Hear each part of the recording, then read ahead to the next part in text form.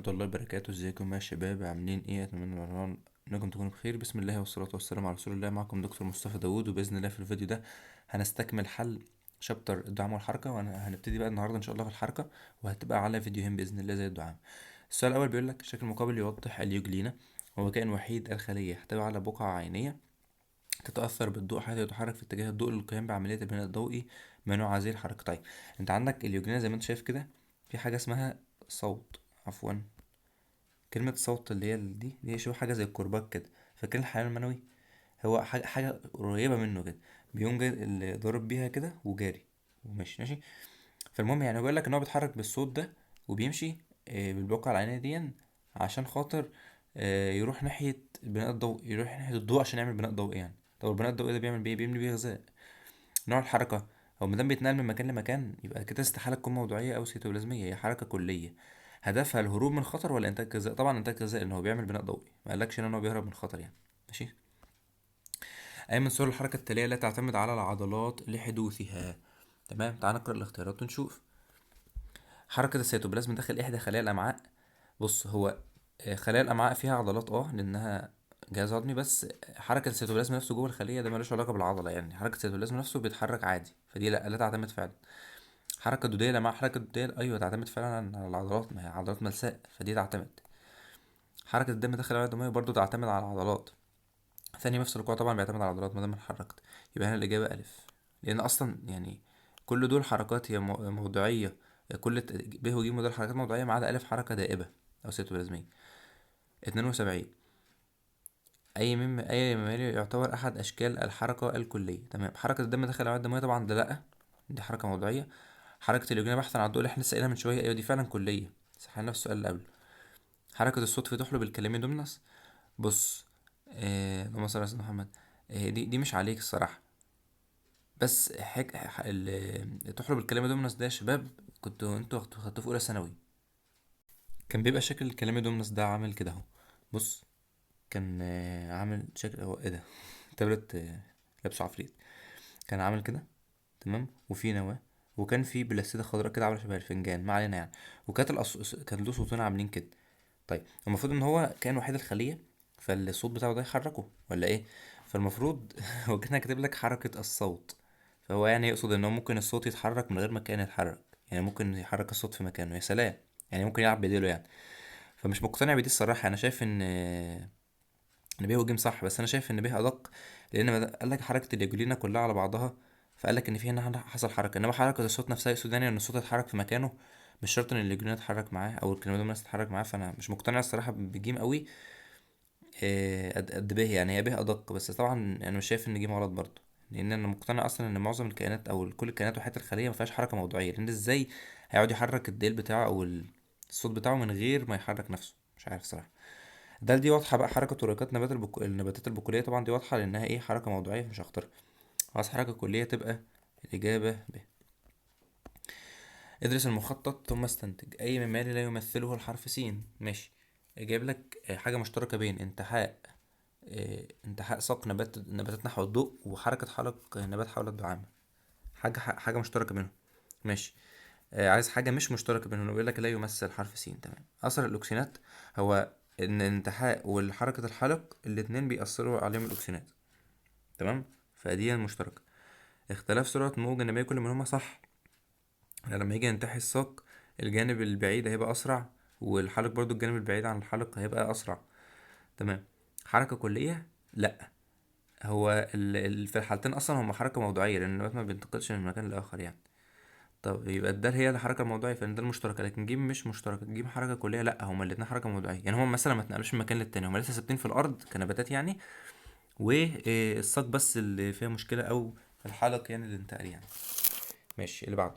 الشكل المقابل يوضح الأميبا أثناء قيامها بمجموعة من العمليات الحيوية ما أنواع الحركة في واحد واثنين وتلاتة.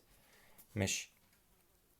هو بيقول لك إن اللهم صل على سيدنا محمد، في واحد ديت إن هي عمل سهم، يعني اتنقلت من مكان للتاني وراحت للبكتيريا، وبعد ما راحت للبكتيريا لما جايه مدخله بكتيريا جواها ايه وبلعاها. لو انت فاكر الماكروفاج او الخليه البلعميه الكبيره في المناعه، كانت لما تيجي تبلع كانت بتطلع يعني حاجه منها كده، جزء بروزات من السيتوبلازم كده عشان خاطر تبلع، تمام. دي كانت اسمها اقدام كاذبه يا شباب. ماشي. في حركة اهو بس ما اتحركتش من مكانها، يعني دي حركة موضوعية، فاتنين دي موضوعية. ماشي. واحد دي كلية. طيب رقم تلاتة. تلاتة جايب لك ان في حويصلات اتحركت من مكانها جوه اهو، جوه السيتوبلازمية، دي حركة سيتوبلازمية. ماشي كده. ماشي. نختار بقى. بيقول لك ايه بقى؟ واحد كلية واتنين موضوعية وتلاتة ده ايه بقى؟ ايوه دي اللي انا عايزها بس. ماشي. ماشي. الشكل المقابل يوضح الأميبا ما سبب حدوث جميع أنواع الحركة في هذا الكائن. تمام. هو الكائن ده جميع أنواع الحركة اللي هي ايه؟ سيتوبلازمية وموضوعية ودائبة، أو لأ سيتوبلازمية وموضوعية وكلية. احنا قلنا الكلام ده من السؤال اللي قبله. طيب ليه بقى حدث كل الحركة؟ عشان وجود أقدام كاذبة، ولا عشان حركة العضيات داخل الخلية، ولا عشان حركة السيتوبلازم داخل الخلية، ولا وجود نسيج عضلي متخصص؟ بص أنا مطمن وأنا بستبعد ده ليه؟ نسيج عضلي متخصص إيه؟ هي أصلا كائن وحيد الخلية. إزاي من نسيج عضلي متخصص؟ يعني هو أولا كلمة نسيج دي معناها كذا خلية، صح؟ مش احنا تعريف النسيج معناها كذا خلية، والأميبا أصلا وحيدة الخلية، فكلمة نسيج دي غلط جدا يعني. تمام. إيه سبب بقى؟ هل وجود أقدام كاذبة؟ وجود أقدام كاذبة دي هتخلينا نعمل حركة موضوعية على فكرة. ماشي. وحركة موضوعية. حركة العضيات تخليني تعمل حركة سيتوبلازمية بس. طب حركة السيتوبلازم، بص حركة السيتوبلازم هي اللي تخليني أعمل حركة موضوعية، وهي اللي تخليني أعمل حركة كلية، وتخليني أعمل حركة دائبة. ليه يا مستر؟ بص بالراحة. مش الأنابيب عاملة كده أهي، مثلا عاملة كده أهي. لما يحصل حركة للسيتوبلازم جوه الخلية ديت إيه اللي هيحصل؟ أولا مادام حركة السيتوبلازم يبقى دائبة، أدي عملت أول واحدة دائبة. طب والتاني؟ لو أنا عملت حركة سيتوبلازم كده أهو، خليته يطلع بره كده، السائل ده يزق الحتة دي لبره، فكده عملت أقدام كاذبة. ادي الأقدام الكاذبة. طب ولو انت اصلا عملت الاقدام الكاذبه، هي ممكن تبقى حركه موضوعيه وفي نفس الوقت ممكن تبقى كليه. ازاي؟ ما هو اصلا الاميبا بتتحرك بالاقدام الكاذبه. ممكن الاقدام الكاذبه تتحرك مكانها، وممكن ال اللهم صل على سيدنا محمد، وممكن الاقدام الكاذبه تتحرك فتخلي الاميبا تنتقل من مكان اخر تبقى حركه كليه. فالسبب الاساسي هو حركه السيتوبلازم يا شباب.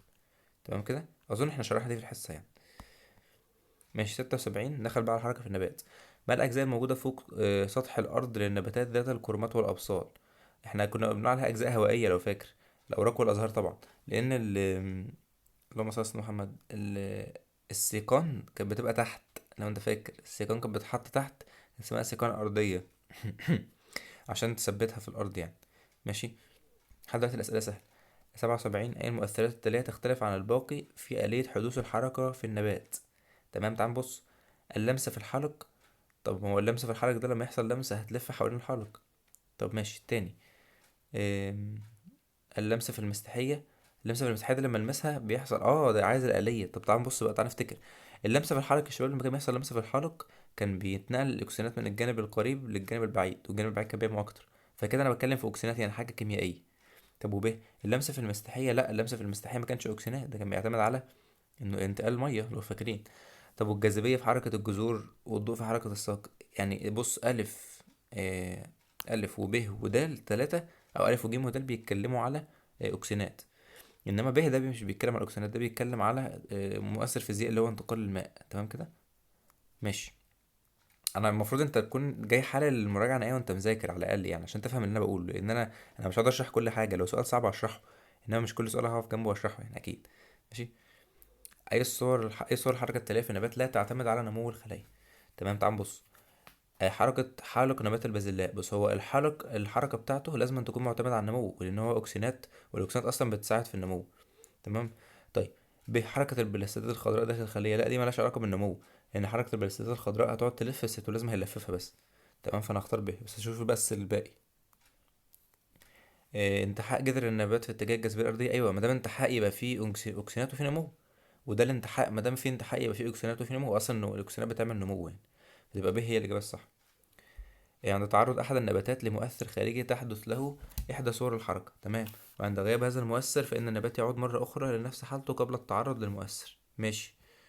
عايز بقى يقول الصوره من الحركه، ايه صوره الحركه دي؟ بص يا سيدي. الحاجه زي دي هتبقى شبه حاجه شبه اللمس او النوم واليقظه مثلا. ليه؟ لان انا مثلا لو انا لمست نبات المستحيه، هتلاقيه عمل صورة الظهور بتاعته دي، ولو شلت اللمسة هتلاقيه رجع تاني واقف. وكذلك النوم واليقظة، لو جه المؤثر اللي هو الضوء هتلاقيه صحى، او كأنه يعني صاحي يعني، ولو جه راح مؤثر الضوء ده هتلاقيه نام تاني كده يعني. تمام. لكن حاجة ليها علاقة بشباب حاجة كيميائية زي الأكسينات مثلا، يعني مثلا لو الأكسينات راحت في جانب تاني وخلته ينمو أكتر، حاجه زي الحلق او حاجه زي الساق والجذر في الانتحاء، استحاله بقى الاكسيدات تمشي من المكان ده وتخليها نمو اقل، يعني النمو هنا مش هرجعه تاني. انما حاجه فيزيائيه ممكن ارجعها عادي، يعني مثلا ميه دخلت ميه خرجت في اللمس ونمو اليقظه ماشي. لكن حته اكسيدات بقى وكيمياء ونمو خليه انا مش عارف ارجع فيها. تمام. فانتحاء ساق النبات المستحيل دي مش هينفع ارجعها، لان ما دام انتحت خلاص هي الاكسجينات بقت في جانب اكتر من التاني، فخلاص هرجع الساق ازاي؟ التفاف حلق نبات حول، ما هي نفس القصه، ما هو برضه اكسجينات. تقارب ورقات نبات الفول ليلا، ايوه دي فعلا ممكن اعملها بالمؤثر، لان لو ليلا، لا، او المؤثر هو الضوء، اول ما الضوء يجي الصبح هتلاقيه النبات فاق، واول ما الضوء يروح هتلاقيه رجع تاني، فاهم؟ لانها حاجه فيزيائيه، وميه خارجه وميه خارجه من الخليه، ميه خارجه وداخله من الخليه، لكن حته الاكسجينات مش هعرف. حركه جذور بصل نجس ده برضه لها علاقه بالاكسجينات فمش هينفع. تمام.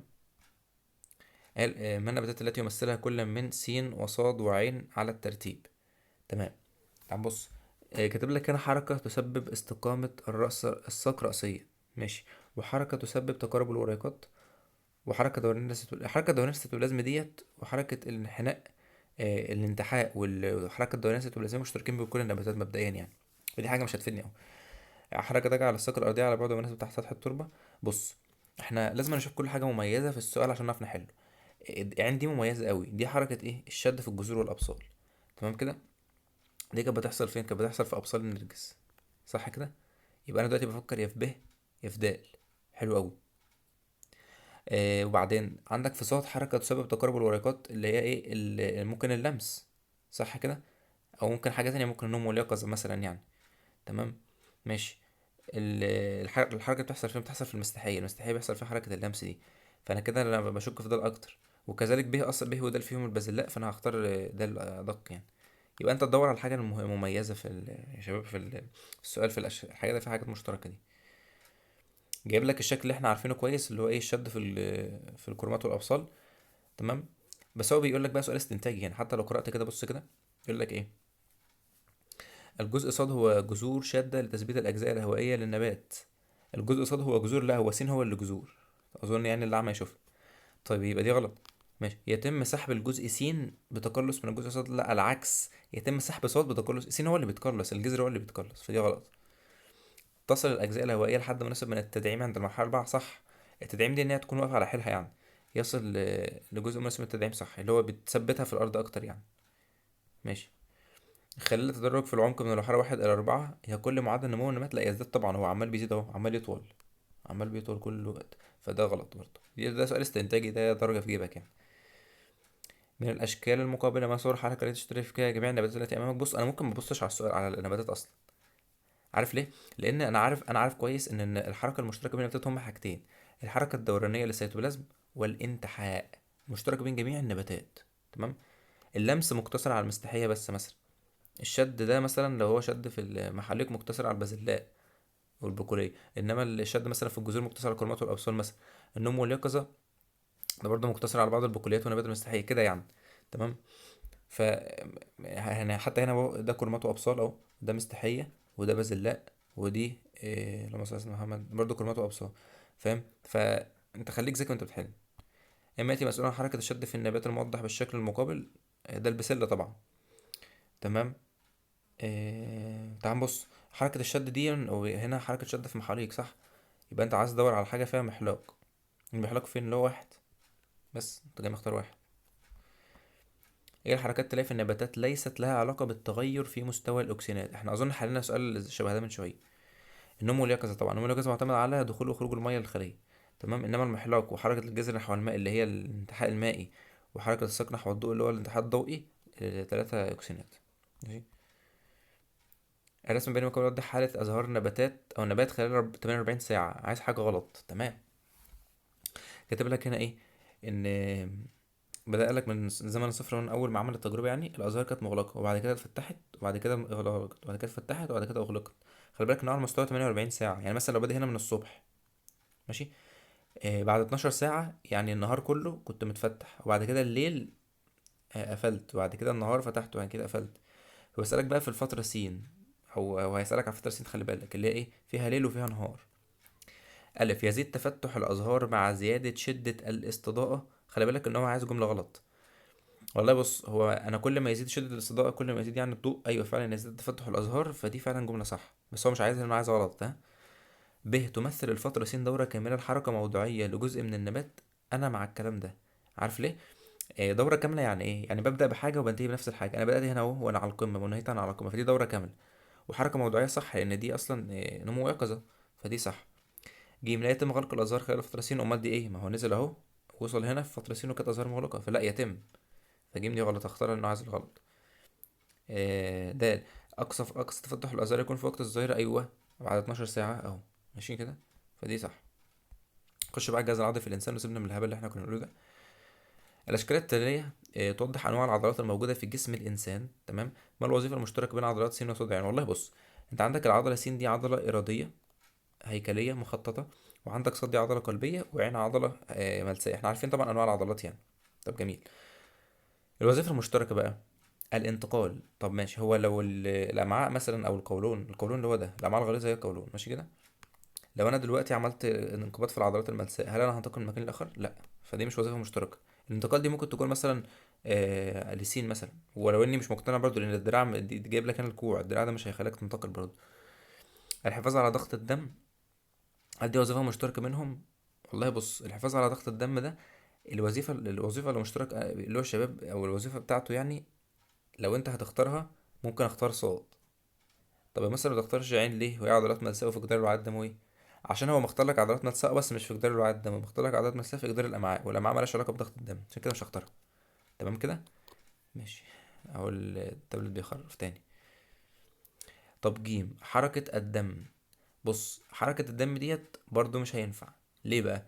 يعني انا برضو جايب لك هنا في الامعاء، جايب لك الوعاء الدموي او العضلات المثاليه في الامعاء. لو انت ممكن تختارها على اساس مثلا إن حركه الدم وبيحافظ على العضلات الهيكليه عشان بتقوم جاي ماسكه الوريد، وبيحافظ على العضلات القلبيه عشان هي بتزق الدم، وبيحافظ على العضلات الملساء اللي في جدار الوعاء الدموي. ايوه بس هو ما جابلكش العضلات الملساء اللي في جدار الوعاء الدموي، هو جاب لك العضلات الملساء اللي في جدار الايه الامعاء، ودي مالهاش علاقه. انما ده طبعا الانقباض دي واضحه قوي، يعني اي عضله في الدنيا بتنقبض، امال اصلا انا جايبها، امال مسميها عضله ليه؟ عشان بتنقبض بتنبسط. سألك بقى إيه اللي بيميز العضله س، اللي هي دي الترايسبس يا شباب، يعني اللي هو مشاور عليها ديت، اللي هي ايه؟ عضله هيكليه وخلاص، انت ما عندكش اسمها طبعا. القدره على الانقباض، هو ده بيميزها؟ طب ما هو اي عضله في الدنيا بتنقبض. الحركه اللا اراديه، لا هي مش لا اراديه، هي حركه اراديه. دورها في حركة الدم، هي ملهاش دور قوي على فكرة، هي ليها دور في انها مثلا بتمسك على الوريد وهكذا، لكن دي عضلات الطرف السفلي رقم واحد. رقم اتنين ان حركة الدم اكتر بيبقى على الاوعية الدموية وايه، القلب. عدد الاونية في الليفة الواحد، ايوه لان فعلا العضلات الهيكلية كانت بتمثل انها عديدة الانوية، انما العضلات القلبية والملساء كانوا وحدة النواة، يعني الخلية الواحدة فيها نواة واحدة. انما في العضلات الهيكلية كانت الخلية الواحدة فيها كذا نواة وكانت اسمها ليفة. اللي بعده، ادرس الجدول، بيقول لك ما الوظائف التي يمكن ان تقوم بها هذه العضلات على الترتيب. تمام. جاب لك العضلة س، قال لك انها عفوا بتتصل بالعظام. تمام، ماسكة في عظمة، قصدي لا تتصل يعني مش ماسكة في عظمة، ماشي. وهي لا إرادية ومكانها موجودة في الصدر، انا كده ممكن اشك في عضلة قلبية.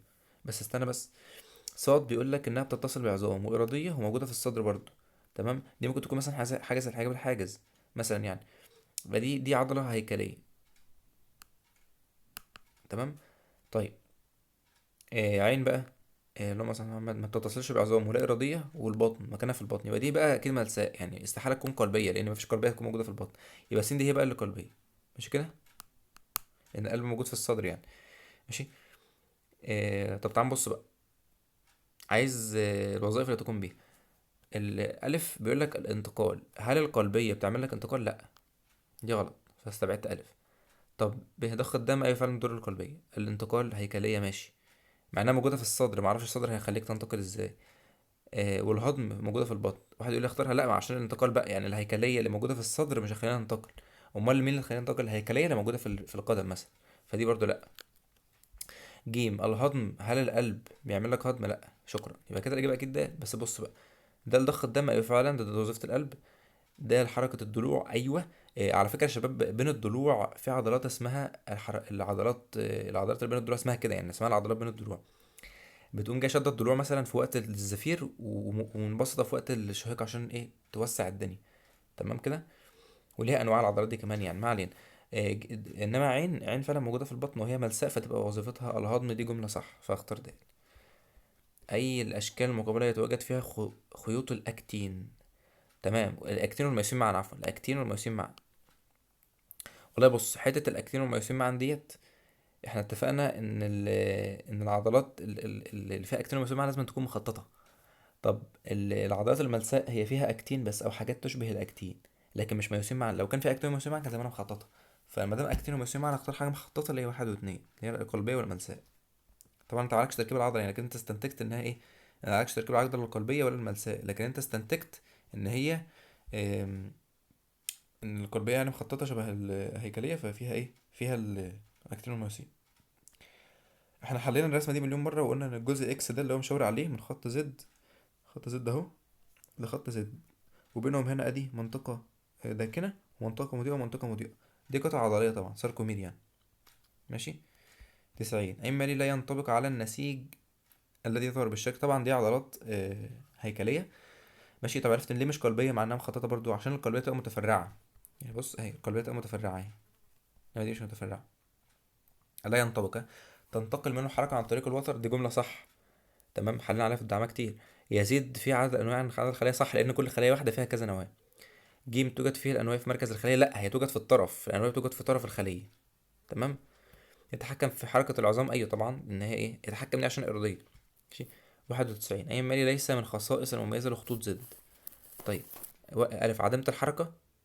هل خطوط زد عديمة الحركة؟ أمال أنا حاططها في العضلة ليه؟ بتتحرك طبعا، أو حتى على الأقل بتتشد من خيوط الأكتين. ب تتصل بخيوط الأكتين، طبعا هي بتتصل بخيوط الأكتين عمودية على محور ليفة. صح. يعني إيه بقى؟ بص، هو لو الليفة مثلا أهي، مش دي الليفة، محور الليفة رايح كده، خيوط زد بتيجي كده تبقى عمودية عليه. تمام. فدي صح. تنصف المنطقة المضيئة، صح، لأن المنطقة المضيئة أهي، المفروض دي المنطقة المضيئة هي جاية في نصها. تمام. فدي صح، يبقى الحاجة الوحيدة مش هختارها ألف لأنها متحركة عادية. من الجدول المقابل إذا كانت س وص مواد بروتينية موازية لمحور الليفة العضلية. خلي بالك من موازية لمحور الليفة العضلية ماشية كده، يعني ما ينفعش يكون خط زد، احنا لسه قايلين إن هو عمودي. ماشي كده، أنا بتكلم بس بالراحة أهو. س وص بقى إيه؟ واحد جايب لك قطره 8 نانو وواحد قطره 12 نانو. أنت ما عليكش الأقطار، بس الفكرة في إيه، أنت هي أكتين يا ميوسين، صح؟ ما دام أكتين وميوسين هتختار الأضخم إن هو الميوسين، يبقى س أكتين وصاد ميوسين. ماشي. معتمد بس إنك عارف إن الأكتين ده رفيع والميوسين تخين. يتم انقباض العضلة تحت تأثير ايه بقى؟ بص، العضلة مش هتنقبض الا لما يجيلها اللهم صل على محمد، بتاع ده، اه لما يجيلها اشارة من عصب معين. تمام، مهما كانت العضلة دي عامة الا القلبية. تمام. انا بتكلم دلوقتي العضلة هيكلية بقى، لازم يكون تأثير عصبي. بس العصب ده هيأثر عليها ازاي؟ ما هو العصب هيجي هيكهربها بس عن طريق ايه؟ الاستايكولين. ما هو الاستايكولين ده مادة كيميائية، يبقى هو عصبي كيميائي. وانا شرحت دي في الحصة، قلت لك ان العصب مش هيكهربها، مش صاعق، هو مش صاعق هيكهربها، لا هو هيجي وهيطلع ماده كده في النهايه العصبيه اسمها استيلكولين، دي بتخش في الكوبس بتاع العضله كانها فيشه بتخش في الكوبس كده، وتقوم جاي ايه، مخلي العضله مكهربه ومقاومه. 94 الشكل المقابل يوضح العلاقه بين الثلاثه اجهزه التي تساهم في الحركه اذا كان س يمثل احد العناصر الكيميائيه التي لها دور في الثلاث اجهزه. تمام. حلو قوي ده. جايب لك س حاجه مشتركه بين ثلاث اجهزه. طب يا مستر، هو الحركه بيساهم فيها ايه بقى؟ الحركه بيساهم فيها ثلاث اجهزه يا شباب. ايه هما التلات اجهزه؟ احنا قلنا الحركه عشان تحصل لازم التناسق بين جهاز عضلي هو اللي هيحرك، وجهاز عصبي هو اللي هيتحكم، وجهاز هيكلي او عظم هو اللي هيتحرك. تمام. ماشي. ما هي لو انا عندي عضلات بس من غير عظام هبقى عامل هبقى رخو وعامل زي الاسفنج كده. تمام. فانا دلوقتي جهاز هيكلي وجهاز عصبي وجهاز عظمي او هيكلي، او جهاز عضلي وهيكلي وعصبي. تمام. العنصر المشترك، بص، هل ينفع الصوديوم؟ هو الصوديوم موجود في العضلي وموجود في العصبي، يعني احنا عارفين حوار الاستقطاب والكلام ده، لكن الصوديوم مش موجود في العظام بطريقه كبيره يعني. انما الحاجه الموجوده في العظام بتميزها قوي الكالسيوم. طب مستر، هو الكالسيوم موجود في عضلات العظام؟ طبعا. مش العضلات عشان تنقبض كانت محتاجه كالسيوم ATP، والعصب عشان خاطر الاستالكولين يطلع كنت بتفتح قنوات الكالسيوم، فطبعا محتاج الكالسيوم يعني، فتبقى ب. 95 يتم تحفيز الالياف العضليه بواسطه النواقل العصبيه دي زي الاستالكولين كده، بتنقل الاشاره العصبيه من العصب للعضله او من العصب للعصب. من أين تتحرر هذه النواقل؟ ماشي. تتحرر فين؟ هي طبعا النواقل العصبية بتتحرك في الآخر في العصب، في الآخر التفرعات النهائية للخلايا العصبية الحركية. طب ما اخترتش الحسية ليه؟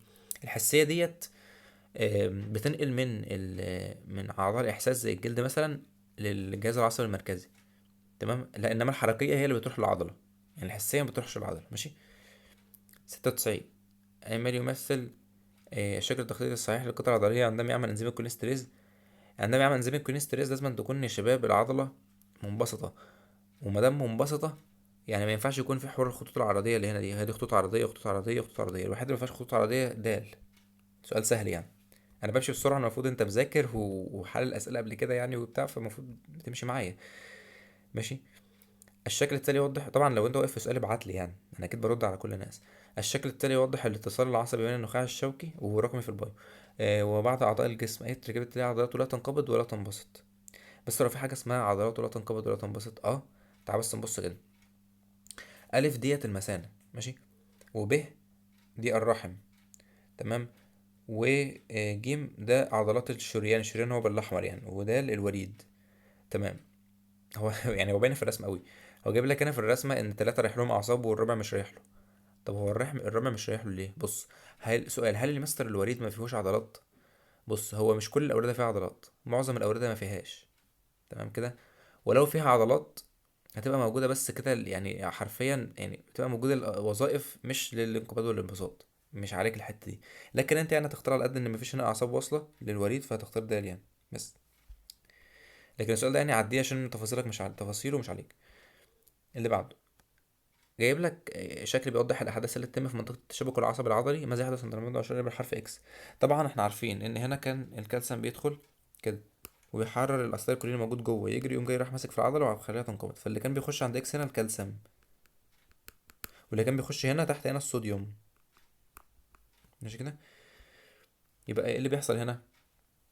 الارتباط بالنقل العصبي، لا الارتباط بالنقل العصبي بيحصل تحت عند العضله. مرور ايونات الكالسيوم، ايوه هي دي. انتقال الاسيتيل كلين على منطقه التشابك، لا ده بيحصل تحت هنا. طب تحلل الاسيتيل كلين، لا بيحصل برضو تحت هنا في التشابك نفسه. 99 عقبالكم ان شاء الله. اي مال يسبب ازاله استقطاب غشاء الليفه العضليه عند وصول النواقل العصبيه الاليه. ازاله الاستقطاب كان بيحصل ليه؟ عشان الصوديوم كان بيدخل. بس سؤال سهل يعني، دخول الصوديوم الى داخل الليفه. وطبعا اللي كان بيسبب الاستقطاب ان خروج البوتاسيوم. كلما زاد تكرار التنبيه العصبي الذي يؤدي لاستجابه العضله في وحده الزمن. يعني ايه الكلام ده؟ يعني تكرار التنبيه العصبي يعني العصب اللي احنا عمال ينبهها كتير في وحدة الزمن. يعني مثلا بدل ما كان مثلا 5 منبهات في الثانية بقى 10، بقى 20 في الثانية. فالعضلة عمالة تنقبض كتير. ما الذي يحدث لفترة بقاء العضلة في حالة انبساط؟ طبعا هتقل، وعدد مرات الانقباض هتزيد. ما هو كل ما انا احفزها كتير يبقى وقت انبساطها هيقل، وقت راحتها هتقل، ووقت انقباضها هيزيد. ده سؤال منطقي يعني، اي عيل في الشارع حلو. كيف يعود الاستايل كولين الى الليف العصبي؟ بص، يعني ايه الاستايل كولين يعود الليف العصبي؟ بص، مش انت عندك هنا اللي فوق بالاصفر ده الليف العصبي، واللي تحت ده الليف العضلي. الاستيروكولين اللي هو النقط دي، النقط ديت بتروح كده للعضله وبعد كده بترجع الليف العصبي تاني. ماشي. الكولين بيخش الليف العصبي تاني على طول بالانتشار. طب والحمض الخليج مش هو بيتكسر لكل حمض خليج؟ حمض الخليج ده بقى بيروح بعيد، بيروح للدم مثلا، ما بيخش خليه تانية يعني، تمام. فتعال بقى نبص للاختيارات. بيقول لك عن طريق ممرات الكالسيوم، لا هو بيطلع من الليف العصبي عن طريق ممرات الكالسيوم لكن ما بيرجعش بالكالسيوم. من خلال مستقبلات الاستيل لا هو ملوش، هو مستقبلات اصلا على العضله مش على العصب. هو بيسالك على العصب على هيئه كولين وحمض خليك، ايوه صح. ولو ان يعني دي مش في المنهج عليك، بس الحمض خليك ما بيخش الخليه العصب تاني. طيب ده المتحده من كولين ستريس، لا هو الكولين ستريس بيكسره وبيسيبه. ماشي. ما الذي يلي تكوين ماده الكولين في شق التشابك؟ ماشي، بعد تكوين الكولين في شق التشابك ايه اللي بيحصل؟ تعال نبص. تحطيم الكولين ستريس. اللي هو مثلا اسمه محمد، هو لما كون ماده الكولين يا شباب، الكولين دي اتكونت ليه؟ لان اسيتيل كولين اتكسر. فبعد ما كسرت الاسيتيل كولين لكولين وحمض خليك هرجعه بقى تاني. هيحصل اسمه ايه ده، هيحصل راحه يعني. الف تحطيم الكولين ستريز. لا هو انت اصلا ما ذكرش حاجه عندك في المنهج اسمها تحطيم الكولين ستريز دي عامه يعني، تمام. هو الكولين ستريز هو اللي بيكسر، مش هو اللي بيتحطم. بحدوث استقطاب لغشاء الليفه العضليه. الاستقطاب دي يعني راحه. هل بيحصل راحه بعد ما كسر الاسيتيل كولين؟ ايوه، الاسيتيل كولين كان اللي عامل لي عدم راحه، فدي صح. جيم دخول ايونات الصوديوم، لا وخلاص انا دلوقتي بعمل انبساط فمش هدخل ايونات الصوديوم. وكذلك دخول ايونات الكالسيوم ليه في العضله، اصلا ما عندكش حاجه في المنهج اسمها كده، تمام. اي التوارد التالية لا يمكن ان يحدث عند تعدد مرات انقباض العضله التوأمية اثناء ممارسه المشي، تمام. لا يمكن ان يحدث. هو عندك لما يعني يحصل انقباض كتير للعضله يعني استهلاك الاو 2 هيزيد، ايوه لانها كل ما تكون انقباض كتير تعوز استهلاك اكسجين. انتاج حمض اللاكتيك هيقل، هيزيد طبعا لان هيبقى في تعب عضلي، فدي غلط وعايز الغلط. جيم، جزيئات الاي تي بي هتقل، ايوه لان هقعد استهلكها كتير فهتقل وهلجأ للتنفس اللاهوائي. انتاج السي او 2 هيزيد، ايوه لان فعلا هلجأ للتنفس اللاهوائي وهنتج سي او 2 كتير، تخمر يعني. اما اللي يمكن حدوثه خلال اداء نشاط عضلي، ارتفاع درجة حرارة العضلات، طبعا ده بيحصل. زيادة الأنداد الدم والعضلات برضو بيحصل. من انخفاض استهلاك الأكسجين، لا هو بيزيد يا شباب، استهلاك الأكسجين بيزيد طبعا، أمال أنا بنقبض ليه؟ عشان استهلاك الأكسجين. زيادة استهلاك الجلوكوز بيحصل طبعا، دي حاجة بقى دي هناخدها إن شاء الله الفيديو الجاي بقى في حتة التعب العضلي والكلام ده. ماشي، اللي بعده. الشكلان يوضحان شخصين يقبض شخص يقبض بعارضة معدنية مثبتة أفقيا ليحرك جسمه الأعلى والأسفل. اللي بيحصل لعضلتين، حلو ده. بص، عندك هنا لما يحصل في الموضع هنا في اكس ده يا شباب، في اكس. او خلينا في واي الاول. انا دلوقتي الدراع اهو كده، انا عايز اتنيه، اخلي دي تطلع لفوق. ما دام اخلي دي تطلع لفوق كده، يبقى هخلي العضله دي تنقبض، صح؟ مش انت لما بتيجي تستعرض عضلاتك كده بتاعه الباي، تقوم جاي تاني دراعك، فما دام تاني دراع يبقى واحد دي هتنقبض، يبقى في واي واحد تنقبض، وعشان واحد تنقبض لازم اتنين تنبسط لان هما عكس بعض. واكس بقى العكس، اكس اتنين هتنقبض، اتنين هتنقبض. تمام. فهو بيتكلم دلوقتي على ايه؟ عايز اتحرك من الوضع اكس الى واي.